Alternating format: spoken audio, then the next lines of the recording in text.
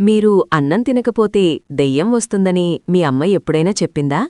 అది కేవలం పిల్లల్ని భయపెట్టడానికి చెప్పే అబద్ధమని అనుకుంటున్నారా? అయితే ఈ కథ విన్నాక మీరు మళ్ళీ ఎప్పుడూ అన్నం వదలరు. అది ఒక చీకటి రాత్రి. చింటూ అనే అబ్బాయి మొండిగా కూర్చుని అన్నం తిననని మారాంచేస్తున్నాడు. తినకపోతే ఆ మూలనుంచి దెయ్యం వచ్చి నిన్ను పట్టుకుపోతుంది అని వాళ్ళమ్మ హెచ్చరించింది. చింటూ నవ్వుతూ దెయ్యాలు లేవు గీయాలు లేవు అని అన్నం ప్లేటు పక్కకు నెట్టేశాడు. సరిగ్గా అప్పుడే కిటికీ తలుపులు గట్టిగా కొట్టుకున్నాయి. లైట్లు ఆరిపోయాయి. గది మూలలో ఒక వింత నీడ కదలడం చింటూ గమనించాడు. ఆ నీడ మెల్లగా అతనివైపు రాసాగింది.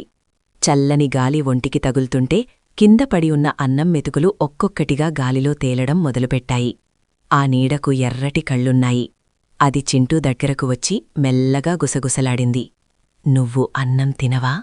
అయితే నిన్నే నేను ఆహారంగా తీసుకుంటాను. చింటూ గజగజ వణికిపోయాడు. అతని అరుపు బయటకు రావడం లేదు. ఆ దెయ్యం తన పొడవైన వేళ్లతో చింటూవైపు చెయ్యి చాచింది. అది కేవలం ఒక హెచ్చరిక కాదు, అది ఒక ఆకలితో ఉన్న ఆత్మ.